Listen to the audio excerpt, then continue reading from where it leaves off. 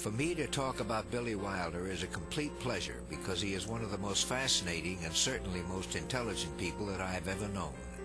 He's given us all a lifetime of joy and insight into human behavior with a major body of work that I think is probably unequaled by any other filmmaker. You're Norma Desmond. Used to be in silent pictures, used to be big. I am big. It's the pictures that got small. I say filmmaker rather than writer-director because a filmmaker is able to keep the whole film in his mind as the writer conceived it, while directing the individual scenes so that they fit into the mosaic perfectly. And Billy Wilder has done that over and over again for decades. You knew it was the housekeeper's day off? Well, yes, I did. So you went there because you knew she'd be alone? No, I went there because I thought she might be lonely. All right, lonely. You and the rich, lonely widow all alone in that lonely house? No, when I left her, she was alive. When the housekeeper came back, she was dead. Billy's own view is that he's primarily a writer and secondarily a director. Having done 7 films with him, I can most certainly say that the level of his writing is extraordinary. And not once in the shooting of those films did I ever hear an actor ever asked to change one word in the script. If you say that your back is killing you, they can't prove it is. That's what we call pain and suffering. And the money you get for that is tax-free. What pain? What suffering? Never can tell about a back injury. You may think you're all right, but 6 months from now, you suddenly start having dizzy spells, muscle spasms, sciatica. You can't work anymore. Then try to collect. There's nothing wrong with my back. If you just get off it. I learned something from Billy about really good writing, and that is that often it's not what you write, it's what you don't write. May I help you? How many would you like? Of course, the astounding thing is the range of Billy's writing, from Stalag 17 with uncompromising drama. Why don't you try it one at a time? To Some Like It Hot, the broadest kind of farce.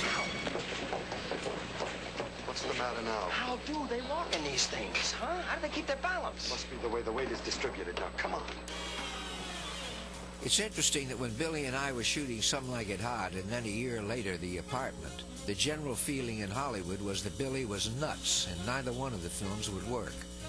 In Some Like It Hot, he had Tony Curtis and me in drag for 85% of the picture, and the premise was really just a 5-minute burlesque sketch stretched to 2 hours.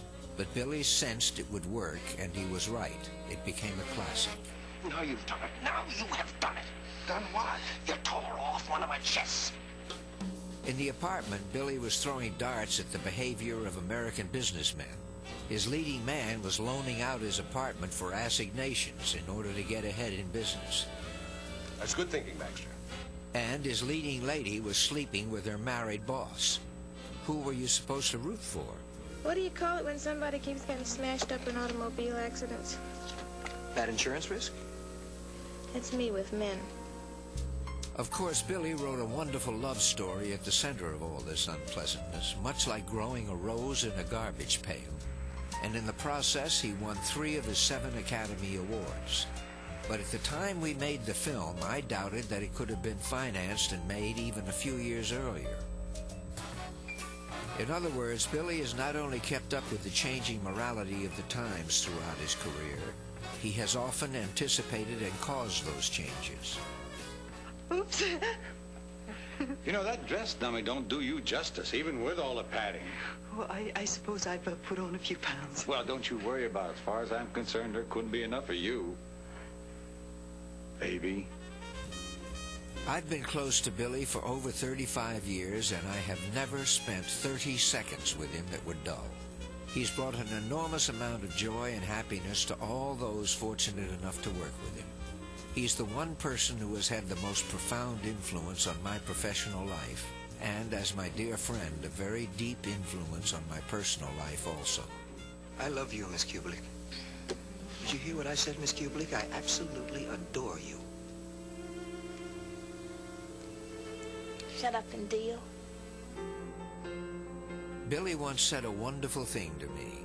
He said, "Remember, you are as good as the best thing you've ever done." If that's true, then Billy Wilder is as good as some of the best films that this world has ever seen.